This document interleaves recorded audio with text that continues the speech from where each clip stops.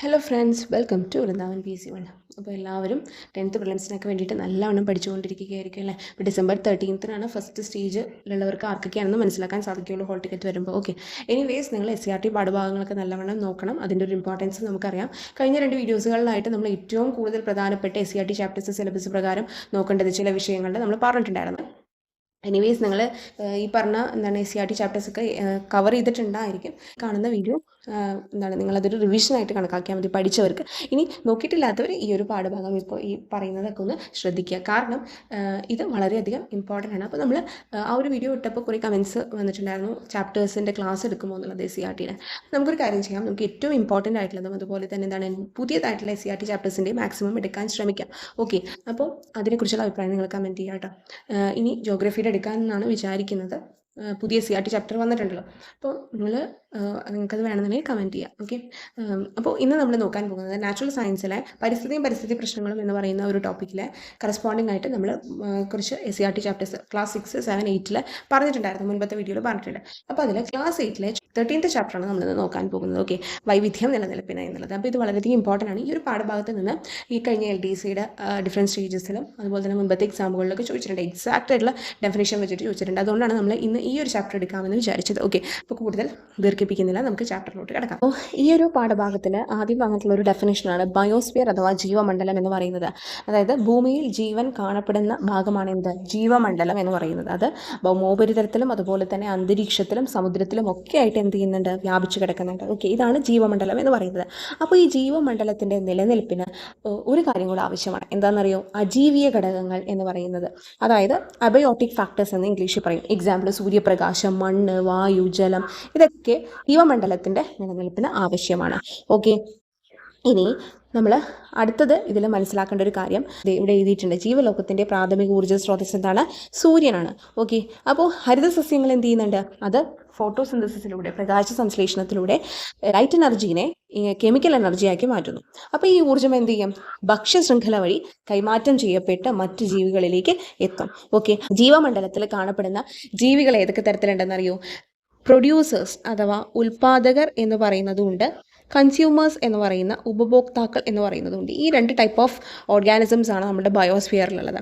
അപ്പോൾ എന്താണ് ഉൽപാദകർ എന്നുള്ളതാണ് ഇവിടെ എഴുതിയിട്ടുള്ളത്. ഓക്കെ, ഉൽപാദകർ എന്ന് പറയുന്നത് എന്താണ്, ഫോട്ടോസിന്തസിസ് വഴി സ്വയം ആഹാരം നിർമ്മിക്കുന്ന.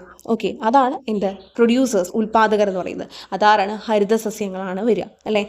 ഇനി ഈ പറയുന്ന ഹരിതസസ്യങ്ങളെ എന്താണ്, നേരിട്ടോ അല്ലാതെയോ ഈ പറയുന്ന എനർജി കിട്ടാൻ വേണ്ടിയിട്ട് ആശ്രയിക്കുന്ന ജീവികൾ എന്തായിട്ട് വരും, അത് കൺസ്യൂമേഴ്സ് അഥവാ ഉപഭോക്താക്കളായിട്ട് വരും. അതിനെയാണ് നമ്മൾ കൺസ്യൂമേഴ്സ് എന്ന് പറയുന്നത്. ഓക്കെ, ഇനി നേരിട്ടാണ് ആഹരിക്കുന്നത് എങ്കിൽ അതെന്തായിരിക്കും, പ്രാഥമിക ഉപഭോക്താക്കളായിരിക്കും. ഇനി ഇൻഡയറക്റ്റ് ആയിട്ടാണ് ഈ പ്ലാന്റ്സിനെ ഡിപ്പെൻഡ് ചെയ്യുന്നതെങ്കിൽ അത് ദ്വിതീയ ഉപഭോക്താക്കളായിരിക്കും. ഇനി ദ്വിതീയ ഉപഭോക്താക്കളെ ഭക്ഷിക്കുന്നവരെന്തിൽ വരും, തൃതീയ ഉപഭോക്താക്കളിൽ വരും. ഓക്കെ, ഇത്രയും കാര്യങ്ങൾ മനസ്സിലായല്ലോ. ഒരു എക്സാമ്പിൾ പറയുകയാണെങ്കിൽ നമ്മൾ ഇപ്പോൾ പുല്ലെന്ന് പറയുന്നത് എന്താണ്, ഒരു പ്രൊഡ്യൂസറാണ്, ഉൽപാദകരിൽ വരും. ഇനി അതിനുശേഷം എന്താണ്, ഇതിനെ ആഹരിക്കുന്നതാണ് grasshopper. Okay, grasshopper അപ്പോൾ എന്തിലാണ്, അതൊരു കൺസ്യൂമറാണ്, പ്രൈമറി കൺസ്യൂമറാണ്.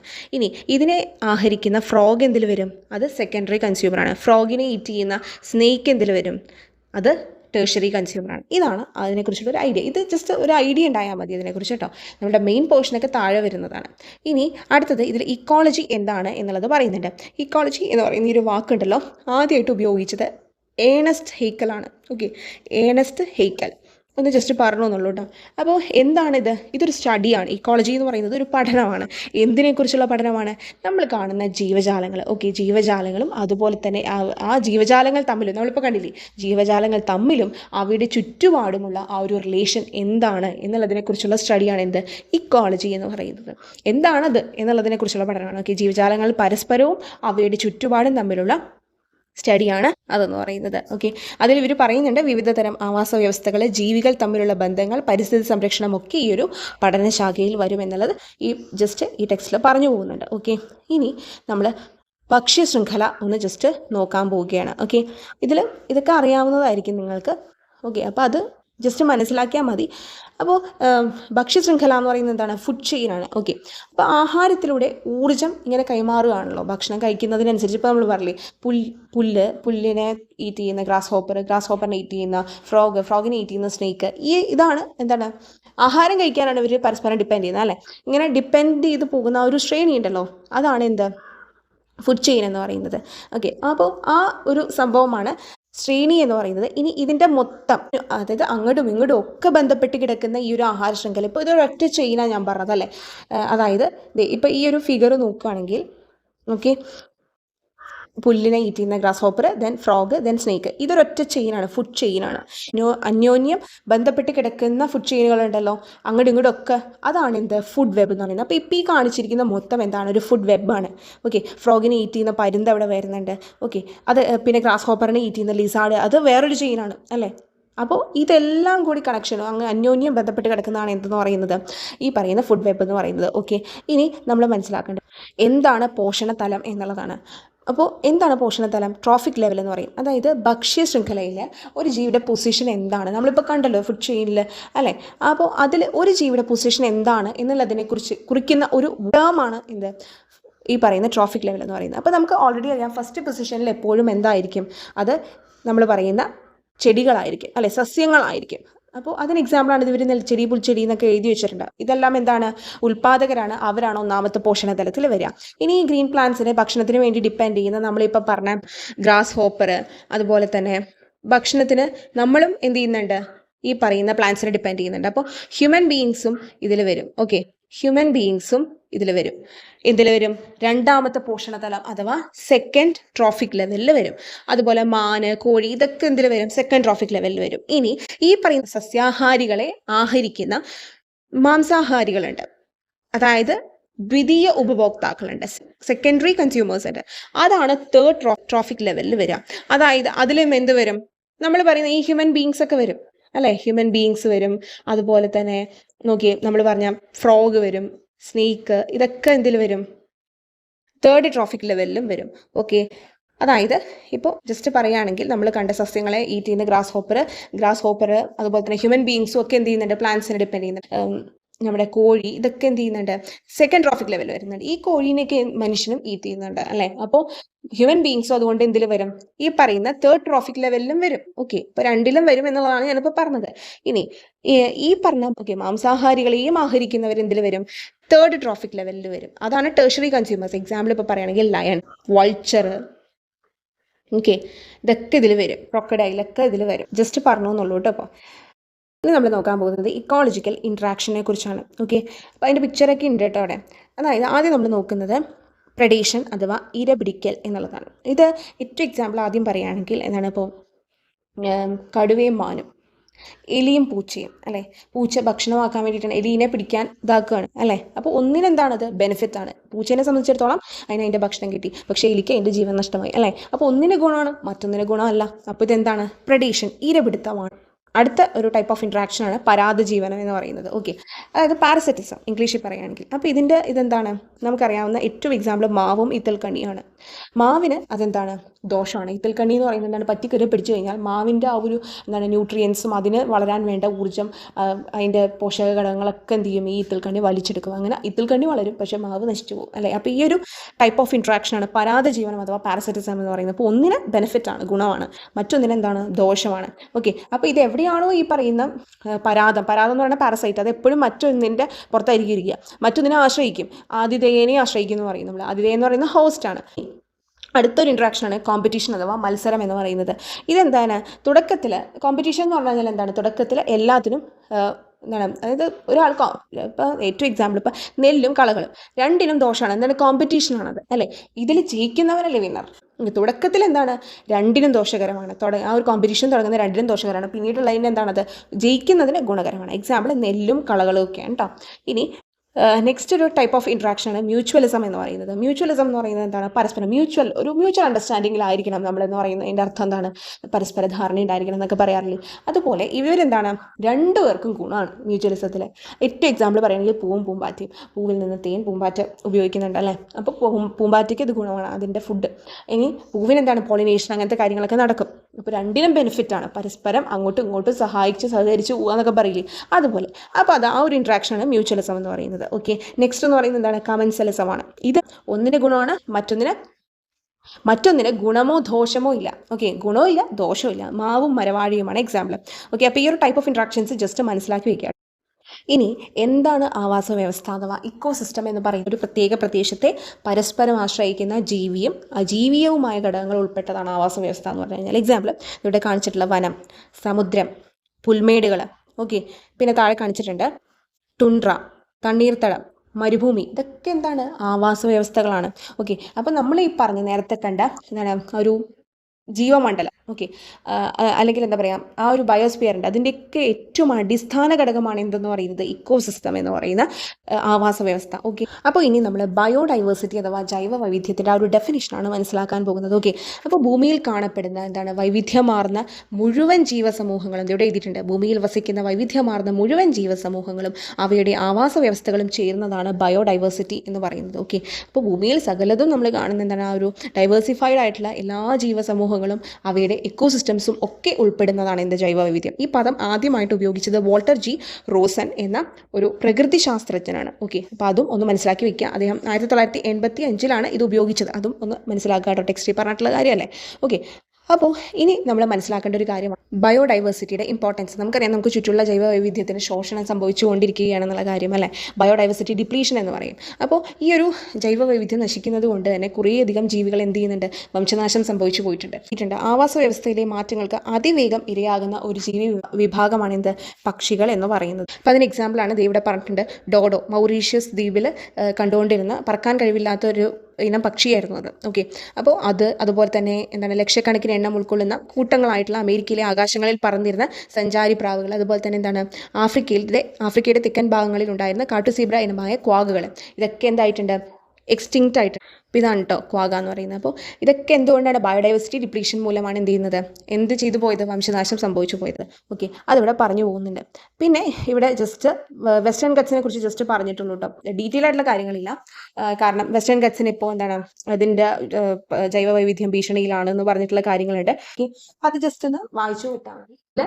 നമ്മൾ മനസ്സിലാക്കേണ്ട കാര്യം, ഇത് പഠിക്കുമ്പോൾ വെസ്റ്റേൺ ഗട്ട്സിൻ്റെ റിലേറ്റ് ചെയ്തിട്ടുള്ള റാങ്ക് ഫയലിൽ വല്ലതും നോക്കി എന്താണ് ഇമ്പോർട്ടൻ്റ് ആയിട്ടുള്ള കുറച്ച് കാര്യങ്ങളും കൂടെ നോക്കുക. അതിന് വെസ്റ്റേൺ ഗട്ട്സിൻ്റെ ഈ പറയുന്ന അത് ഹോട്ട്സ്പോട്ട് ആണല്ലോ, അപ്പം ആ ഒരു കാര്യങ്ങളും അതുപോലെ കുറേയധികം റിപ്പോർട്ടുകളൊക്കെ വന്നിട്ടില്ലേ, ഗാർഡിൽ റിപ്പോർട്ട്, അങ്ങനെയുള്ളതൊക്കെ അതൊക്കെ ഒന്ന് മനസ്സിലാക്കുക. അവിടെ കാണപ്പെടുന്ന സ്പീഷീസ്, സ്പെഷ്യലായിട്ടുള്ളത്, അങ്ങനെയുള്ള കാര്യങ്ങളൊക്കെ ഒന്ന് നോക്കി പഠിക്കുക. പിന്നെ ഈ ബോക്സിൽ തന്നിട്ടുള്ള കാര്യം വളരെ ഇമ്പോർട്ടൻ്റ് ആണ് കേട്ടോ. എന്താണെന്ന് വെച്ച് കഴിഞ്ഞാൽ, വളരെ പ്രശസ്തയായ ഒരു അമേരിക്കൻ ഗവേഷകയാണ് റേച്ചൽ കാർസൺ എന്നവർ എന്ത് ചെയ്തു? 1962 ഒരു പുസ്തകം പ്രസിദ്ധീകരിക്കുകയുണ്ടായി. നിശബ്ദ വസന്തം അഥവാ സൈലന്റ് സ്പ്രിംഗ് എന്നാണ് അതിൻ്റെ പേര്. ഓക്കെ, ആ പുസ്തകത്തിൽ അവർ പറഞ്ഞു വെച്ചിട്ടുള്ള കാര്യങ്ങൾ എന്താണെന്ന് വെച്ച് കഴിഞ്ഞാൽ, DDT എന്ന് പറയുന്ന സംഭവം. ഓക്കെ, ഇൻസെക്ട് ബോംബ് എന്നറിയപ്പെടുന്ന ഈ പറയുന്ന പെസ്റ്റിസൈഡ് ആയിട്ടുള്ള DDT എന്ത് ചെയ്യും? പെട്രോളിയം ഉൽപ്പന്നങ്ങളിലൊക്കെ മിക്സ് ചെയ്തിട്ട് കൃഷിയിടങ്ങളിൽ ആ ഒരു ടൈമിൽ വ്യാപകമായിട്ട് ഉപയോഗിച്ചിരുന്നു. അപ്പോൾ അതിലെന്ത് സംഭവിച്ചു? ചെറുജീവികളോടൊപ്പം എന്താണ് പക്ഷികളും ഇതിനോടൊപ്പം ചത്തൊടുങ്ങുന്നുണ്ട് എന്നുള്ള കാര്യം അവർ ഈ പുസ്തകത്തിലൂടെ എന്ത് ചെയ്യുന്നു? പറയുകയുണ്ടായി. ഓക്കെ, അപ്പോൾ ആ ഒരു DDT മൂലം എന്തൊക്കെ പാരിസ്ഥിതിക ആരോഗ്യ പ്രശ്നങ്ങൾ ഉണ്ടാകുന്നുണ്ട് എന്നുള്ളതാണ് ഈ ഒരു പുസ്തകത്തിൽ അവർ പ്രതിപാദിച്ചത്. മാത്രമല്ല, മിക്ക പെസ്റ്റിസൈഡ്സും കീടനാശിനികളും ക്യാൻസറിന് വരെ വഴിവെക്കുമെന്ന പഠന റിപ്പോർട്ടുകളുടെ പിൻബലത്തിൽ അവരെന്ത് ചെയ്തു? ഇതിൽ സമർത്ഥിച്ചു. അങ്ങനെ ഈ ഒരു പുസ്തകം കാരണം എന്ത് സംഭവിച്ചു? 1972 അമേരിക്കയിൽ DDT തന്നെ നിരോധിച്ചു. അതാണ് അതിൻ്റെ റെലവൻസ്, ഇമ്പോർട്ടൻസ്. അപ്പോൾ ഈ കാലഘട്ടത്തിലും ചില പെസ്റ്റിസൈഡ്സ് ഒക്കെ ഉപയോഗിക്കുന്നുണ്ട്, അത് ചോദിക്കാറുണ്ട് കേട്ടോ. പിന്നെ ഇവിടെ പറഞ്ഞു പോകുന്നൊരു കാര്യമാണ് റെഡ് ഡാറ്റ ബുക്ക്. ഇത് എല്ലാവരും കേട്ടിട്ടുണ്ടാവും. International Union for Conservation of Nature എന്ന് പറയുന്നൊരു സംഭവമാണ് IUCN എന്നറിയാലോ. ഈ IUCNന്റെ നേതൃത്വത്തിൽ എന്ത് ചെയ്യുന്നത് വെച്ച് കഴിഞ്ഞാൽ, വിവിധ രാജ്യങ്ങളിൽ ഈ പറയുന്ന വംശനാശ ഭീഷണി നേരിടുന്ന ജീവികളുടെ വിവരങ്ങളൊക്കെ എന്ത് ചെയ്യും? പട്ടികപ്പെടുത്തി പ്രസിദ്ധീകരിക്കും. അതാണ് റെഡ് ഡാറ്റ ബുക്ക് എന്ന് പറയുന്നത്. ചില രാജ്യങ്ങൾ എന്ത് ചെയ്യും? സ്വന്തം നിലയ്ക്ക് റെഡ് ഡാറ്റ ബുക്ക് ഉണ്ടാക്കാറുണ്ട്. അപ്പോൾ അത് ജസ്റ്റ് ഇവിടെ പറയുന്നുണ്ട്. പിന്നെ ഇവിടെ എന്താണ്? വെസ്റ്റേൺ ഗട്ട്സിൽ വംശനാശ ഭീഷണി നേരിടുന്ന ജീവജാലങ്ങളുടെ പടമാണ് തന്നിട്ടുള്ളത് കേട്ടോ. ഞാനവിടെ പറഞ്ഞില്ല, ജസ്റ്റ് ഇവിടെ നോക്കുക. ഇനി നമ്മൾ നോക്കാൻ പോകുന്നത് ജീവജാലങ്ങളെ സംരക്ഷിക്കുന്നതിനുള്ള 2 രീതികളാണ് നമ്മൾ നോക്കാൻ പോകുന്നത്. ഓക്കെ, ഇൻസെറ്റു കൺസർവേഷനും എക്സെറ്റു കൺസർവേഷനും. ഇതിൽ പറയാൻ പോകുന്ന എക്സാമ്പിൾസ് വളരെ ഇമ്പോർട്ടൻ്റ് ആണ്. ഇതാണ് ചോദിച്ചിട്ടുള്ളത് മിക്കതിലും കേട്ടോ. അപ്പോൾ ഇൻസിറ്റു കൺസർവേഷൻ എന്ന് പറഞ്ഞു കഴിഞ്ഞാൽ ജീവജാലങ്ങളെ അവയുടെ സ്വാഭാവിക ആവാസ വ്യവസ്ഥിതികളിൽ തന്നെ പ്രൊട്ടക്ട് ചെയ്യുന്ന രീതിയാണ്. നമ്മൾ സെപ്പറേറ്റ് ആയിട്ട് എന്തെങ്കിലും ഉണ്ടാക്കി കെട്ടി ചെയ്യുന്ന പരിപാടിയല്ല. ആ വനമേഖലകളിൽ ഏതൊക്കെ ജീവജാലങ്ങളെ കാണുന്നു, ആ വംശനാശം നേരിടുന്ന ജീവികളൊക്കെ അതിൽ സ്വാഭാവികമായി അവയുടെ ആവാസ വ്യവസ്ഥിതികളിൽ തന്നെ എന്ത് ചെയ്യുന്നുണ്ട്, വിഹരിച്ച് നടന്ന് അവരുടെ ഇഷ്ടത്തിന് തന്നെ ജീവിച്ച് അല്ലെ അതിൽ തന്നെ എന്ത് ചെയ്യാണ്, പ്രൊട്ടക്ട് ചെയ്യണം അവർ. അങ്ങനെയുള്ളതാണ് എന്ത് ഇൻസിറ്റു കൺസർവേഷൻ. അതായത് ജീവജാലങ്ങൾ അവരുടെ സ്വാഭാവികമായിട്ടുള്ള ആവാസ വ്യവസ്ഥിതിയിൽ തന്നെ സംരക്ഷിക്കപ്പെടും. ഓക്കെ, ഇനി എക്സിറ്റു എന്ന് പറഞ്ഞു കഴിഞ്ഞാൽ എന്താണ്, പുറത്ത് അവരുടെ സ്വാഭാവികമായിട്ടുള്ള ഈ പറഞ്ഞ ആവാസ വ്യവസ്ഥിതിക്ക് പുറത്ത് അവയെ സംരക്ഷിക്കുകയാണെങ്കിൽ അതെന്താണ്, എക്സിറ്റു ആണ്. എക്സാമ്പിൾ പറഞ്ഞാൽ മനസ്സിലാവും, സുവോളജിക്കൽ പാർക്കുകൾ സെപ്പറേറ്റ് ആയിട്ട് ഇപ്പം കുറേ എന്താണ് കൂടൊക്കെ ഒരുക്കി അവരെ കൊണ്ടിട്ട് അങ്ങനെ ചെയ്യുന്നില്ലേ, അതാണ് എന്ത് എക്സിറ്റു കൺസർവേഷൻ എന്ന് പറയുന്നത്. അപ്പോൾ ഇൻസിറ്റു കൺസർവേഷൻ എക്സാമ്പിൾ ആയിട്ടുള്ള വൈൽഡ് ലൈഫ് സാങ്ച്വറി നമ്മളിപ്പോൾ പറഞ്ഞു കഴിഞ്ഞു. അതിന് എക്സാമ്പിളാണ് പേപ്പാറ, പെരിയാർ, വയനാട് തുടങ്ങിയവയൊക്കെ. ഓക്കെ, നെക്സ്റ്റ് എന്ന് പറയുന്നത് എന്താണ്, നാഷണൽ പാർക്ക്. അപ്പോൾ എന്താണ് വൈൽഡ് ലൈഫ് സാങ്ച്വറി നിന്ന് നാഷണൽ പാർക്ക് ഡിഫറെൻ്റ് ആയിരിക്കാൻ കാരണം, നാഷണൽ പാർക്ക് എന്ന് പറഞ്ഞു കഴിഞ്ഞാൽ ഈ പറയുന്ന വന്യജീവികളെ സംരക്ഷിക്കുന്നതോടൊപ്പം തന്നെ ഒരു മേഖലയിലെ ചരിത്ര സ്മാരകങ്ങൾ, ഭൗമ സവിശേഷതകൾ, പ്രകൃതി വിഭവങ്ങളൊക്കെ എന്ത് ചെയ്യുന്നുണ്ട്, സംരക്ഷിക്കപ്പെടുന്നുണ്ട്. അപ്പോൾ അതുമാത്രമല്ല, വന്യജീവി സംരക്ഷണം മാത്രമല്ല, അവിടെ എന്തുകൂടെ വരുന്നുണ്ട്, അവിടെയുള്ള ചരിത്ര സ്മാരകങ്ങളും പ്രകൃതി വിഭവങ്ങളും ഭൗമ സവിശേഷതകളൊക്കെ കൂടി സംരക്ഷിക്കുന്നുണ്ട്. അതിന് എക്സാമ്പിളാണ് നമ്മൾ പറയുന്ന നാഷണൽ പാർക്കുകൾ ഏതൊക്കെയാണ്, ഇരവികുളം, സൈലന്റ് വാലി, ആനമുടി ചോല, മതികെട്ടാൻ ചോല, പാമ്പാട് ചോലയൊക്കെ വരുന്നുണ്ട്. ഓക്കെ, ഇത് ചോദിച്ച ഒരു ചോദ്യമാണ്, ഇമ്പോർട്ടൻ്റ് ആണ്. അപ്പോൾ കമ്മ്യൂണിറ്റി റിസർവുകൾ എന്ന് പറഞ്ഞു കഴിഞ്ഞാൽ എന്താണ്, പൊതുജന പങ്കാളിത്തത്തോടെ സംരക്ഷിക്കപ്പെടുന്ന പ്രദേശങ്ങളാണ് കമ്മ്യൂണിറ്റി റിസർവുകൾ എന്ന് പറയുന്നത്. അതിൽ പീപ്പിൾസ് പാർട്ടിസിപ്പേഷൻ ഉണ്ട്. ഓക്കെ, അപ്പോൾ ജനവാസ കേന്ദ്രങ്ങൾക്കിടയിലെ പരിസ്ഥിതി പ്രാധാന്യമേറിയ പ്രദേശങ്ങളായിരിക്കും ഇവ എന്ന് പറയുന്നത്. അപ്പോൾ ഒരു എക്സാമ്പിളാണ് ഇവിടെ പറഞ്ഞിട്ടുള്ള മലപ്പുറം, കോഴിക്കോട് ജില്ലകളിലായി സ്ഥിതി ചെയ്യുന്ന കടലുണ്ടി കമ്മ്യൂണിറ്റി റിസർവ്. അപ്പോൾ ഇത് എന്തിന് എക്സാമ്പിൾ ആണ് എന്ന് പറഞ്ഞ് ചോദിച്ചു കഴിഞ്ഞാൽ അതെന്താണ്, കമ്മ്യൂണിറ്റി റിസർവിന് എക്സാമ്പിൾ ആണ്. ഓക്കെ, നെക്സ്റ്റ് നമ്മൾ നോക്കുന്നത് ബയോസ്ഫിയർ റിസർവുകളാണ്. ഇതെന്താണ്, ഇതെന്ന് പറയുന്നത് കുറച്ചും കൂടെ വലുതാണ്. ലോകത്തിലെ പ്രധാനപ്പെട്ട ആവാസ വ്യവസ്ഥകളെയും അതുപോലെ തന്നെ ജൈവ വൈവിധ്യത്തെയും ജനിതക സ്രോതസ്സുകളെയും ഒക്കെ സംരക്ഷിക്കുന്നതിനായി സ്ഥാപിക്കപ്പെട്ട ഒരു വിശാലമായ ഭൂപ്രദേശമാണ് എന്തെന്ന് പറയുന്നത്, ബയോസ്ഫിയർ റിസർവുകൾ എന്ന് പറയുന്നത്. ബയോസ്ഫിയർ റിസർവ് എന്ന് പറയുമ്പോൾ തന്നെ നമുക്ക് ഓർമ്മ വരുന്ന റിസർവുകൾ ഏതൊക്കെയാണ്, Nilgiri biosphere reserve, Agasthyamala biosphere reserve, ഇതൊക്കെയല്ലേ. അപ്പോൾ ഇതെന്താണ്, ഇത് കുറച്ചും കൂടി വലുതാണ്. ഓക്കെ, അപ്പോൾ അതിൻ്റെ ഡെഫിനിഷൻ ഒന്ന് കൃത്യമായിട്ട് നോക്കുക. നമുക്കറിയാം ബയോസ്ഫിയർ റിസർവിൽ ഓരോന്നായിട്ട് തിരിച്ചിട്ടുണ്ട് അല്ലേ, കോറ്, അതുപോലെ ബഫർ സോൺ, അതിൻ്റെ ഇടയിലുള്ള സോണൊക്കെ ഉണ്ട് കേട്ടോ. ഇതെന്താണ്, സാക്രഡ് ഗ്രോവ്സ് ആണ്. ഓക്കെ, കാവുകൾ എന്ന് പറയുന്നത് ഇതെന്താണ്, മനുഷ്യവാസ പ്രദേശങ്ങളിൽ സംരക്ഷിക്കപ്പെട്ടു വരുന്ന വളരെയധികം വിസ്തൃതി കുറഞ്ഞ ജൈവ വൈവിധ്യ മേഖലയാണ് എന്ത്, കാവുകൾ എന്ന് പറയുന്നത്. ഓക്കെ, ഈ കാവുകളുടെ ഇമ്പോർട്ടൻസ് എന്താണ്, അത് ജലസംരക്ഷണത്തിലൊക്കെ ഇതിൻ്റെ പങ്ക് വളരെ കൂടുതലാണ്. അതുകൊണ്ടാണ് ഇതിനെ സംരക്ഷിക്കണമെന്ന് പറയാറുള്ളത്. ഈ കാലത്തൊക്കെ നമ്മൾ കേൾക്കാറില്ലേ, വളരെയധികം കാവുകളെ സംരക്ഷിക്കണം എന്നൊക്കെ പറഞ്ഞ്, വെട്ടിത്തളിക്കരുതെന്നൊക്കെ പറഞ്ഞിട്ട്. അപ്പോൾ അതാണ് അതിൻ്റെ റെലവൻസ്. പിന്നെ ഇക്കോളജിക്കൽ ഹോട്ട്സ്പോട്ടിനെ കുറിച്ചാണ് ഇവിടെ പറയുന്നത്. എന്താണ് ഇക്കോളജിക്കൽ ഹോട്ട്സ്പോട്ട് എന്ന് പറയുന്നത്, തദ്ദേശീയമായ ധാരാളം സ്പീഷീസുകൾ ഉൾക്കൊള്ളുന്നതും ആവാസനാശ ഭീഷണി നേരിടുന്നതുമായ ജൈവ വൈവിധ്യ മേഖലകളാണ് എന്തെന്ന് പറയുന്നത്, ഹോട്ട്സ്പോട്ടുകൾ, ഇക്കോളജിക്കൽ ഹോട്ട്സ്പോട്ടുകൾ എന്ന് പറയുന്നത്. അപ്പോൾ ആ ഒരു ഇപ്പം നമ്മൾ പറയുന്ന ഒരു ഹോട്ട്സ്പോട്ട്, ഒരു പ്രദേശം ഹോട്ട്സ്പോട്ടാണെന്ന് പറഞ്ഞാൽ അതിൻ്റെ പ്രത്യേകത എന്താണ്, അതിൽ കുറേയധികം സ്പീഷീസുകളുണ്ട്. ഓക്കെ, പക്ഷെ അവയ്ക്ക് എന്ത് സംഭവിക്കുന്നു, അവയുടെ ആവാസ സ്ഥലം എന്താണോ അതിന് ഭീഷണി നേരിടുന്നതാണ്. അവർക്ക് ഇനി അവിടെ എന്താണ് താമസിക്കാൻ പറ്റില്ല എന്നുള്ള ആ ഒരു ഭീഷണി അവർ നേരിടുന്നു.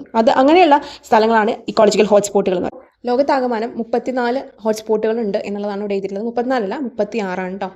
പിന്നെ 3 ഇന്ത്യയിലാണ് എന്ന് പറഞ്ഞിട്ടുള്ളത്. ഇത് വെച്ചിട്ടാണ് LDCയുടെ സ്റ്റേജിൽ ചോദിച്ചിട്ടുണ്ടായിരുന്നത് കേട്ടോ. അപ്പോൾ 3 ഇവിടെ പറഞ്ഞിട്ടുണ്ട്. ഒരെണ്ണം കൂടി ഉണ്ട് ആക്ച്വലി, ഈ പറയുന്ന പശ്ചിമഘട്ടം, വെസ്റ്റേൺ ഗട്ട്സ്, വടക്ക് കിഴക്കൻ ഹിമാലയം, ഇൻഡോ ബർമ മേഖല, ഒരെണ്ണം കൂടി ഉണ്ട്, സുണ്ടാലാൻഡ് എന്ന് പറയും കേട്ടോ. സുണ്ടാലാൻഡ് ഇത് ആക്ച്വലി ആൻഡമാൻ ആൻഡ് നിക്കോബാർ ഐലൻഡ്സിൻ്റെ ഭാഗം ഇതിൽ വരുന്നുണ്ട്. അതുകൊണ്ടാണ് അതും കുറച്ച് കൺട്രീസിൻ്റെ ഏരിയാസും കൂടെ വരുന്നുണ്ട്. അപ്പോൾ ഈ ഒരു ഭാഗം കൂടെ ഈ പറയുന്ന ഹോട്ട്സ്പോട്ടിൽ ഉണ്ടെന്നുള്ളതും കൂടെ മനസ്സിലാക്കുക കേട്ടോ. അപ്പോൾ ഇത് വളരെ ഇമ്പോർട്ടൻറ്റ്. ഇനി എക്സിറ്റ് കൺസർവേഷൻ, എക്സ് എന്ന് പറഞ്ഞാൽ എന്താണ്, പുറത്ത് അല്ലേ. അപ്പോൾ സ്വാഭാവികമായിട്ടുള്ള ആവാസ വ്യവസ്ഥയ്ക്ക് പുറത്ത് ജീവജാലങ്ങളെ സംരക്ഷിക്കുകയാണെങ്കിൽ അതെന്താണ്, എക്സിറ്റ് കൺസർവേഷൻ ആണ്. Example zoological garden. നമ്മളിത് പറയുമ്പോൾ തന്നെ നമുക്ക് ഓർമ്മ വരുന്നത് എന്തായിരിക്കും അറിയോ, ഇപ്പോൾ നമ്മൾ പേപ്പറിൽ കണ്ടു കാണാം, തൃശ്ശൂർ പുത്തൂർ എന്ന് പറയുന്ന ഒരു സുവോളജിക്കൽ പാർക്ക് അല്ലേ, അത് സുവോളജിക്കൽ ഗാർഡൻ എന്നാണ് ഇരിക്കുന്നത്. ഓക്കെ, അത് എന്താണ് ഓപ്പൺ ചെയ്യുന്ന കാര്യമൊക്കെ റിലേറ്റ് ചെയ്തിട്ടുള്ള ന്യൂസൊക്കെ നിങ്ങൾ കണ്ടിട്ടുണ്ടാവും, മൃഗങ്ങളെ മാറ്റി പാർപ്പിക്കുന്നു എന്നുള്ള രീതിയിൽ. അപ്പം ഈ പറയുന്ന പുത്തൂർ സുവോളജിക്കൽ ഗാർഡൻ എന്ന് പറയുന്നത്, അതുപോലെ തന്നെ തിരുവനന്തപുരത്ത് ഒരു സുവോളജിക്കൽ ഗാർഡൻ ഉണ്ട്. അതുപോലെ നെക്സ്റ്റ് ബൊട്ടാണിക്കൽ ഗാർഡൻ എന്താണെന്ന് ഇവിടെ പറഞ്ഞു വയ്ക്കുന്നുണ്ട്. എന്താണ് ബൊട്ടാണിക്കൽ ഗാർഡൻ എന്ന് പറയുമ്പോൾ തന്നെ നമുക്ക് സസ്യങ്ങളെ ഓർമ്മ വരും അല്ലേ. അത് തന്നെയാണ്, അതായത് ബൊട്ടാണിക്കൽ ഗാർഡൻ എന്ന് പറഞ്ഞു കഴിഞ്ഞാൽ വൈവിധ്യമാർന്ന വളരെയധികം സ്പെഷ്യൽ ആയിട്ടുള്ള സ്പീഷീസുകളിലൊക്കെ പെട്ട വളരെ അപൂർവമായിട്ട് കാണപ്പെടുന്ന സസ്യങ്ങളെയൊക്കെ എന്ത് ചെയ്യും, സംരക്ഷിക്കുന്ന ഗവേഷണ കേന്ദ്രങ്ങളാണ് ബൊട്ടാണിക്കൽ ഗാർഡൻ എന്ന് പറയുന്നത്. അപ്പോൾ മിക്ക സസ്യങ്ങളെയും നമുക്ക് എന്താ, നമ്മളൊരു ബൊട്ടാണിക്കൽ ഗാർഡനിൽ പോയി കഴിഞ്ഞാൽ അവയെക്കുറിച്ച് അറിയാനും അവയെക്കുറിച്ച് എന്താണ് അതിൻ്റെ പ്രത്യേകത എന്നൊക്കെ അറിയാനും നമുക്ക് സാധിക്കും. ഓക്കെ, അപ്പോൾ കേരളത്തിലെ പറഞ്ഞിട്ടുള്ള എക്സാമ്പിൾ വളരെ ഇമ്പോർട്ടൻ്റ് ആണ്, നോക്കി ചെയ്യുക. Thiruvananthapuram Palode Jawaharlal Nehru tropical botanical garden and research institute JNTBGRI, അതുപോലെ കോഴിക്കോട് ഒളവണ്ണയിലെ മലബാർ ബൊട്ടാണിക്കൽ ഗാർഡൻ, ഇതൊക്കെ ഉദാഹരണങ്ങളാണ്. നെക്സ്റ്റ് ഇവിടെ ജീൻ ബാങ്കുകളെ കുറിച്ചാണ് പറഞ്ഞിരിക്കുന്നത്. ഓക്കെ, അപ്പോൾ എന്താണത്, ജീനുകൾ അല്ലേ, വ്യത്യസ്തമായ ബീജങ്ങൾ, അതുപോലെ തന്നെ വിത്തുകൾ, ഇതൊക്കെ ശേഖരിച്ച് അവയെ എന്താണ് കുറേ ലോങ് ടേമിലേക്ക് അവയെ എന്ത് ചെയ്യുക, സംരക്ഷിക്കാനുള്ള സംവിധാനങ്ങളൊക്കെ ഉള്ള റിസർച്ച് സെൻറ്റർ ജീൻ ബാങ്കുകൾ എന്ന് പറയുന്നത്. അപ്പോൾ ആ എക്സാമ്പിൾ തിരുവനന്തപുരത്തെ Rajiv Gandhi Centre for Biotechnology RGCB. അപ്പോൾ പരിസ്ഥിതി സംരക്ഷണം എന്താണ് നമ്മുടെ സംസ്ഥാന തലത്തിൽ, സർക്കാർ തലത്തിൽ, അതുപോലെ തന്നെ ദേശീയ തലത്തിൽ, അന്തർദേശീയ തലത്തിലൊക്കെ നടക്കുന്നുണ്ട്. അതിൽ പറയുന്ന 2 സ്ഥാപനങ്ങളെ കുറിച്ച് ജസ്റ്റ് ഇവിടെ മെൻഷൻ ചെയ്യുന്നുണ്ട്. IUCN നമ്മൾ നേരത്തെ കണ്ടു, എന്താണ് അതിൻ്റെ ലക്ഷ്യം എന്ന് മനസ്സിലായിട്ടുണ്ട്. ബയോഡൈവേഴ്സിറ്റി കൺസർവേഷൻ ആണ്, ജൈവ വൈവിധ്യ സംരക്ഷണം. അതിൻ്റെ ആസ്ഥാനം ഏതാണ്? സ്വിറ്റ്സർലാൻഡാണ്. Then world wide fund for nature എന്ന് പറയുന്നത് അത് ബയോഡൈവേഴ്സിറ്റി കൺസർവേഷനോടൊപ്പം തന്നെ പ്രകൃതി വിഭവങ്ങളുടെ ചൂഷണവും മലിനീകരണവും തടയുക എന്നുള്ളതും കൂടെ അതിൻ്റെ ലക്ഷ്യങ്ങളിലൊന്നാണ്. അപ്പോൾ ഈ ഒരു സംഘടനയുടെ ആസ്ഥാനവും സ്വിറ്റ്സർലാൻഡാണ്. ഓക്കെ, അപ്പോൾ ഇത്രയും കാര്യങ്ങളാണ് ഈ ഒരു ചാപ്റ്ററിൽ ഇമ്പോർട്ടൻ്റ് ആയിട്ടുള്ളത്. നമ്മൾ ജസ്റ്റ് ഒന്ന് നോക്കി. അതിൽ ഏറ്റവും ഇമ്പോർട്ടൻറ്റ് നേരത്തെ പറഞ്ഞ ഇൻസിറ്റു, എക്സിറ്റു കൺസർവേഷൻ എക്സാമ്പിളൊക്കെയാണ്. അതിൻ്റെ കാര്യങ്ങളാണ് ചോദിച്ചു കണ്ടേക്കുന്നത്. അപ്പോൾ ഇന്നത്തെ ഈ ഒരു ക്ലാസ് നിങ്ങൾക്ക് മനസ്സിലായോ എന്നുള്ളതൊക്കെ ഒന്ന് കമൻറ്റ് ചെയ്യാം കേട്ടോ. സജഷൻസ് ഒക്കെ പറയാം. നമുക്ക് നെക്സ്റ്റ് വീഡിയോയിൽ കാണാം. Thank you for watching.